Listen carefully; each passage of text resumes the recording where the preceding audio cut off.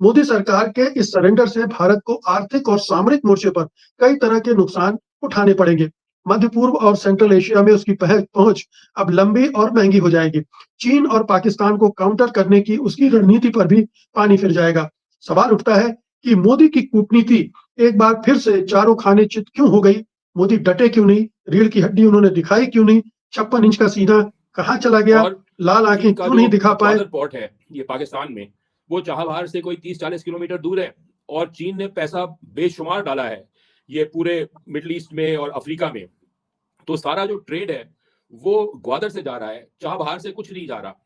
और जब ये ऐसी परिस्थिति हुई और हमें उससे कोई आर्थिक लाभ नहीं हो रहा था, तो फिर 2023 में हमने ये इंडिया यूरोप इकोनॉमिक कॉरिडोर बनाया, उसमें हम शामिल हो गए थे। पर उसका भी अंत हो गया जब ये नेतन्याहू ने हमास पे हमला कर दिया, तो वो भी कार्यक्रम ठप हो गया। तो हमारे लिए बहुत सारे आर्थिक जो झटके हैं हमें महसूस करने पड़ रहे हैं। पहली बात तो यह है कि जो रणनीतिक महत्व था, जो स्ट्रैटेजिक इंपॉर्टेंस थी चाबहार पोर्ट भारत के लिए, अफगानिस्तान और सेंट्रल एशिया तक पहुंचने के लिए, मध्य एशिया तक पहुंचने के लिए एक महत्वपूर्ण प्रवेश द्वार माना जाता था जो पाकिस्तान को बाईपास करता था। अमेरिका ने 2018 में ईरान पर प्रतिबंध लगाए थे और बाद में सितंबर 2025 में चाबहार परियोजना के लिए भारत को मिली छूट को समाप्त कर दिया था, यानी कि खत्म कर दिया था। मोदी सरकार के इस सरेंडर से भारत को आर्थिक और सामरिक मोर्चे पर कई तरह के नुकसान उठाने पड़ेंगे। मध्य पूर्व और सेंट्रल एशिया में उसकी पहुंच अब लंबी और महंगी हो जाएगी। चीन और पाकिस्तान को काउंटर करने की उसकी रणनीति पर भी पानी फिर जाएगा। सवाल उठता है कि मोदी की कूटनीति एक बार फिर से चारों खाने चित क्यों हो गई? मोदी डटे क्यों नहीं? रीढ़ की हड्डी उन्होंने दिखाई क्यों नहीं? 56 इंच का सीना कहाँ चला गया? लाल आंखें क्यों नहीं दिखा पाए? अब चाबहार को त्यागने में टैक्स पेयर का जो पैसा लगा है, इसको पिछले 20 सालों से इसको बनाने में और इसको सुदृढ़ बनाने में, वो सारा जाया जाएगा। अभी हमें पता भी नहीं कि कितना पैसा खर्च हुआ है। दूसरी बात यह, जो नॉर्थ साउथ कॉरिडोर था वो तो तब खत्म हो गया था जब ये बेल्ट एंड रोड इनिशिएटिव आया था। वो पहले पुतिन की विजन का वो एक सबूत था कि भाई उन्होंने कहा कि नॉर्थ साउथ कॉरिडोर होगा और इंडिया, रशिया और यूरोप में ट्रेड होगी। लेकिन उस कॉन्सेप्ट को फ्लोट करने के बाद में दुनिया बहुत बदल चुकी है। और चीन का जो ग्वादर पोर्ट है ये पाकिस्तान में, वो चाबहार से कोई 30-40 किलोमीटर दूर है और चीन ने पैसा बेशुमार डाला है ये पूरे मिडिल ईस्ट में और अफ्रीका में। तो सारा जो ट्रेड है वो ग्वादर से जा रहा है, चाबहार से कुछ नहीं जा रहा। और जब ये ऐसी परिस्थिति हुई और हमें उससे कोई आर्थिक लाभ नहीं हो रहा था, तो फिर 2023 में हमने ये इंडिया यूरोप इकोनॉमिक कॉरिडोर बनाया, उसमें हम शामिल हो गए थे। पर उसका भी अंत हो गया जब ये नेतन्याहू ने हमास पे हमला कर दिया, तो वो भी कार्यक्रम ठप हो गया। तो हमारे लिए बहुत सारे आर्थिक जो झटके हैं हमें महसूस करने पड़ रहे हैं। लेकिन ये जो अबैंडनमेंट है चाबहार का, ये क्लियरली अमेरिकन प्रेशर के थ्रू आया है, क्योंकि अमेरिकन जो हैं ये अब कंट्रोल में आ रहे हैं ईरान में। उनका एक मकसद है कि 3 देश थे जिन्होंने सैंक्शंस को अवॉइड करके चीन को ये तेल सप्लाई कर रहे थे। एक रूस है, एक वेनेजुएला है और एक ईरान है। अब वेनेजुएला जो है गेम से बाहर हो गया है और ईरान को भी वो अब अमेरिका जो है उसको गेम से बाहर करना चाह रहे हैं, ताकि चीन जो है सिर्फ रूस पे निर्भर हो तेल के लिए, और देशों से भी तो वो खरीदेगा। लेकिन वो जो मैं आपको टोक रहा हूँ। मैं थोड़ा सा चाबहार की अहमियत हमारे लिए बहुत थी। अगर ये परिस्थितियां ना बदली होती तो चाबहार से हमको बहुत सारे लाभ होने थे और हमारे प्रधानमंत्री ने तो बड़ा छाती ठोक कर इसकी उपलब्धि का महिमा गान किया था अभी पिछले चुनाव के दौरान ही, कि चाबहार का हम क्या हासिल करने जा रहे हैं। ये हाथ से निकला। अभी कहना मुश्किल है कि ईरान में अमेरिका आ पाएगा नहीं आएगा, ईरान में सत्ता बनी रहेगी, लेकिन हमारे हाथ से तो चाबहार गया। मुकेश जी, चाबहार पे 10 साल पहले ही ग्रहण लग गया था जब ग्वादर डेवलप हुआ। और सारा जो ट्रेड है, जो ये ईस्ट वेस्ट ये बेल्ट एंड रोड इनिशिएटिव है, जो ये ओल्ड सिल्क रूट है, न्यू सिल्क रूट है, ये जो सारे तमाम रूट हैं इनको डोमिनेट चीन कर रहा है। और कोई ट्रेड जो है किसी मतलब सिग्निफिकेंस का चाबहार के, इंडिया से चाबहार और चाबहार से आगे सेंट्रल एशिया में या रूस में नहीं जा रहा था। तो ये it was a dead horse, flogging a dead horse. और इसको भारत सरकार ने एक प्रोपेगेंडा के लिए जिंदा रखा। लेकिन ये तो काफी देर से मायूस हो गया था, इसमें कोई शक्ति नहीं थी। ये जैसे गुब्बारा है जिसमें से सब गैस निकल गई है। जी तो ये हकीकत हमें आज मिल रही है, लेकिन इनका ये already they have been withdrawing from Chabahar over the last few years. ये अचानक ये पुल आउट नहीं है। जी नहीं, अचानक तो नहीं है, क्योंकि अक्टूबर में ही पिछले साल ये हो गया था कि वाइंड अप कीजिए, और तभी से वाइंड अप चल रहा था। अब ये पूरे संकेत आ गए कि हमने वाइंड अप कर दिया। शीतल जी। अंतर्राष्ट्रीय पटल पर एक बड़ी खबर इस समय सभी टीवी चैनल्स पर ब्रेक हो रही है, और वो है कि भारत ने अपने आप को चाबहार पोर्ट, जो ईरान का चाबहार पोर्ट है, उस परियोजना से खुद को भारत ने बाहर कर लिया है।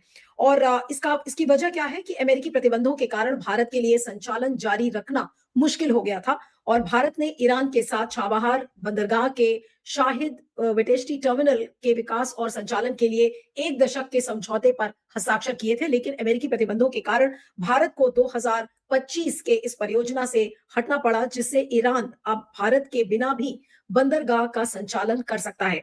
अब इसके मुख्य बिंदु क्या है? सबसे पहली बात तो यह है कि जो रणनीतिक महत्व था, जो स्ट्रैटेजिक इंपॉर्टेंस थी चाबहार पोर्ट भारत के लिए, अफगानिस्तान और सेंट्रल एशिया तक पहुंचने के लिए, मध्य एशिया तक पहुंचने के लिए एक महत्वपूर्ण प्रवेश द्वार माना जाता था, जो पाकिस्तान को बाईपास करता था। अमेरिका ने 2018 में ईरान पर प्रतिबंध लगाए थे, और बाद में सितंबर 2025 में चाबहार परियोजना के लिए भारत को मिली छूट को समाप्त कर दिया था, यानी कि खत्म कर दिया था। भारत का बाहर निकलना इन प्रतिबंधों के कारण भारत की जो सरकारी कंपनी है, इंडिया पोर्ट्स ग्लोबल लिमिटेड, इसने परियोजना से अपना हाथ खींच लिया है, जिससे ईरान तक स्वतंत्र रूप से बंदरगाह का संचालन कर सकता है। लेकिन अब इसको हम स्ट्रैटेजिकली कैसे देखेंगे? ये कितना बड़ा धक्का है भारत के लिए? ये कितना बड़ा एक तरीके से अगर लॉस कहें, लॉस, या फिर मोदी जी की मजबूरी कि अब डोनाल्ड ट्रंप ने क्योंकि सैंक्शंस लगा दिए हैं, तो डोनाल्ड ट्रंप के सामने क्या सरेंडर होने का ये एक और सबूत हमारे सामने है। आज इस पर हम चर्चा करेंगे कि क्या चाबहार पोर्ट से भारत का निकलना एक तरीके से एक और सबूत है कि डोनाल्ड ट्रंप के आगे मोदी जी ने सरेंडर कर दिया है। हमारे साथ कुछ खास मेहमान हैं, उनसे मैं आपका परिचय करवाती हूँ। हमारे साथ संजय कपूर है। संजय, अगर आप अपना कैमरा ऑन कर लें, आपका कैमरा ऑन नहीं है। तो संजय कपूर अंतर्राष्ट्रीय मामलों के एक्सपर्ट जानकार हमारे साथ हैं। पुष्पराज देश पांडे, जो कि लेखक है, पॉलिसी एक्सपर्ट है, और कांग्रेस के फॉरेन अफेयर्स डिपार्टमेंट के साथ बहुत करीबी से काम करते हैं। मीनू जैन जी है, वरिष्ठ पत्रकार, पॉलिटिकल कमेंटेटर, वो भी हमारे साथ है। और थोड़ी देर में Siddharth Sharma, independent media analyst, भी हमारे साथ ज्वाइन करेंगे।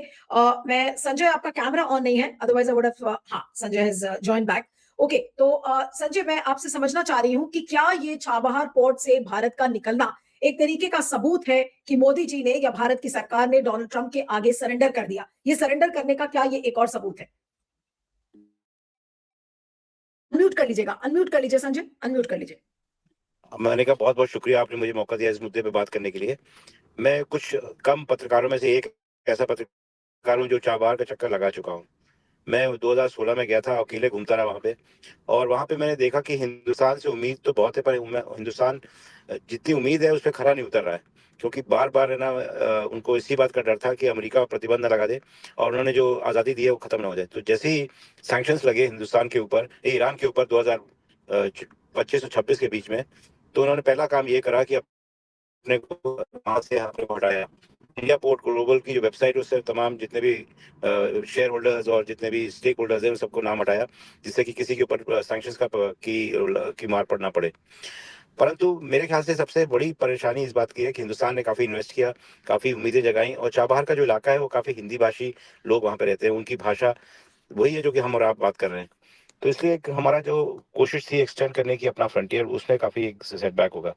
पर ये कहना अपने आप में नाजायज़ नहीं होगा कि हिंदुस्तान चाबहार से काफ़ी उसको शक था कि वो इस पे तरक्की कर पाएगा, नहीं कर पाएगा। उसके पास में ग्वादर का एक पोर्ट है करीब 70 किलोमीटर दूर, जो कि इस समय चीन के पास है। ईरान ने कई के ऊपर काफ़ी प्रभाव डाला चीन ने कि आप हमको ये वाला पोर्ट दे दीजिए, परंतु उन्होंने टैक्टिकल रीज़न और स्ट्रेटेजिक रीज़न से हिंदुस्तान के पास रखा, क्योंकि उनकी एक ख्वाहिश थी कि वो हिंदुस्तान के माध्यम से अमेरिका तक पहुँच सके, क्योंकि उनको कोई गलतफ़हमी नहीं थी कि हिंदुस्तान अगर यहाँ पे है तो अमेरिका के कारण। और जैसे ही अमेरिका ने उसके ऊपर से जो दबाव था वो डाला हिंदुस्तान के ऊपर, तो उसके वो किनारे हो गया। तो मेरे ख्याल से एक देखना पड़ेगा कि चाबहार का परिणाम क्या निकलता है। मेरे ख्याल से हिंदुस्तान ने कोई खास इन्वेस्ट नहीं करा था। वो जो INSTC इंटरनेशनल ट्रेड कॉरिडोर बनाया था रूस की मदद से, वो बंदर अब्बास के माध्यम से चलता है, चाबहार के थ्रू नहीं चलता। और हमारे अभी तक जितने भी कोशिश है वहाँ पे अफ़गानिस्तान जाने की, वो अफ़गानिस्तान जाने का जो रास्ता है वो भी अपने आप में काफ़ी परेशानी वाला है और हमारी जो जितने भी डिप्लोमैटिक टाइज़ है अफ़गानिस्तान वो भी काफ़ी सफ़र करे। तो हिंदुस्तान के लिए कारण बहुत कम है रह गए चाबार में रहने के। तो उनको ये मौका मिल गया है क्योंकि दबाव में आकर काफ़ी अपना इन्वेस्टमेंट इन्होंने ख़त्म करा और बाहर निकल गए। ये उनके लिए अपने आप में एक शिकस्त तो है, परंतु उनको लिए एक फ़ायदा भी हो गया कि इस यहाँ पे इन्वेस्ट नहीं करना पड़ेगा। नहीं, लेकिन इसे पॉलिटिकली संजय कैसे देखा जा रहा है? मैं एक ट्वीट दिखाती हूँ प्रियंका चतुर्वेदी का, वो सुबह जो शिवसेना उद्धव ठाकरे गुट की सांसद हैं, उन्होंने ट्वीट किया और ये देखिए उन्होंने लिखा है कि India has almost signed out of Chabahar port in Iran, bending backwards to please one nation at the cost of our own strategic interests. Okay then, Chabahar port provides India with a sea, land access route into Afghanistan and Central Asia through Iran's eastern borders. The project is considered a strategic venture for developing regional maritime transit traffic to Afghanistan and Central Asia. क्या ये कहना सही होगा जिस तरीके से प्रियंका चतुर्वेदी ने लिखा कि भाई we are bending backwards to please one nation? ये तो सबको समझ में आ रहा है कि ट्रंप को खुश करने के लिए भारत अब ये भी कर रहा है. भारत के लिए स्ट्रैटेजिक, अगर इसे आप क्या कहेंगे, इसे क्या बेंडिंग बैकवर्ड्स कहेंगे? एक तरीके से हम प्रेशर में है अमेरिका के, ये इसका एक और सबूत है. नहीं, ये तो बात सही है कि हिंदुस्तान में अमेरिका के खास प्रेशर में है, ऐसी में कोई शक की बात नहीं है। और ये भी बात है कि अगर चाबहार ने इतनी तरक्की करी, इतने सालों तक बढ़ा है, तो वो अमेरिका के दबाव में आके करा है, क्योंकि हम तो वो कोई भी चीज़ बिना दबाव के काम करना ही नहीं जानते कैसे करा जाए। तो इसलिए जैसे ही है ना अमेरिका ने दबाव कम किया, तो वैसे ही है ना हमने अफ़गानिस्तान से हमारा रिश्ता वैसे भी नाज़ुक है इस समय, हम लोग ज़्यादा उससे तवज्जो नहीं दे रहे हैं और हम चाहते हैं कि उससे निकलना जो मकसद था चाबहार का काफ़ी हद तक खत्म हो चुका है। तो ने अगर विथड्रॉ करा है, अमेरिका के दबाव में किया, इसमें कोई शक नहीं। अगर अमेरिका दबाव डालता रहता और उनकी अफ़गानिस्तान नीति ऐसी होती कि जिससे कि वो वहाँ पे बरकरार रहते, तो हिंदुस्तान भी वहीं पे रहता, क्योंकि अपनी सोच बहुत नहीं, कम है लेकिन इनकी। संजय क्या आपको लगता है क्योंकि एक तरफ पाकिस्तान है और जैसे अफगानिस्तान और मध्य एशिया का एक तरीके से ये गेटवे था और इसी लिए और इसी मकसद से चाबहार पोर्ट को बनाया गया था और आज अगर भारत उसे विड्रॉ कर रहा है तो भारत के लिए ये क्या लॉस है या नहीं है, इसको मैं समझना चाहूंगी. भारत के लिए लॉस है भी और नहीं भी है। लॉस ये है कि हिंदुस्तान पहला एक इन्वेस्टमेंट कर रहा था हिंदुस्तान की सरहद के बाहर एक पोर्ट के अंदर, उसके पहले कोई ऐसी जगह पे हमने इन्वेस्टमेंट नहीं करा। तो हमारी हैसियत काफ़ी बढ़ रही थी कि हम बाहर इन्वेस्ट करने लगे। परंतु इसके बारे में अरब कंट्रीज़ ने काफ़ी शक ज़ाहिर किया था कि आप ऐसे मुल्क के साथ क्यों इन्वेस्ट कर रहे हैं, जहाँ पे कोई है ना आपका हिंदुस्तानी काम भी नहीं करता। अरब वर्ल्ड को इससे बड़ी तकलीफ थी। तो वहाँ पर वो बार-बार उनके ऊपर दबाव डालते थे कि आप कृपया करके वहाँ से निकल जाइए। अरब कंट्री जितनी भी ज़्यादातर अमेरिका के इन्फ्लुएंस के इलाके में रहती हैं, चाहे आप सऊदी अरेबिया की बात सोच लीजिए, कुवैत की देख लीजिए, यमन की देख लीजिए, यमन तो नहीं पर सऊदी अरेबिया खासकर। तो उन्होंने कहा था कि हिंदुस्तान की एक आर्टिफिशियल नीड क्रिएट करा हुआ है अफ़गान ये इसकी तरफ ईरान की तरफ, और वहाँ पर ना किसी के होते हुए भी आप है ना उसको इतनी तवज्जो दे रहे हैं, जबकि हमारे मुल्क में तो लाखों लोग रहते हैं, उसको आप नहीं दे रहे हैं। तो यहाँ पर है ना जो भी चीज़ है ना वो हिंदुस्तान कर रहा था, वो अमेरिकी दबाव में कर रहा था। जैसे ही अमेरिकी दबाव दूसरी दिशा में गया, तो हम वहाँ से निकल लिए।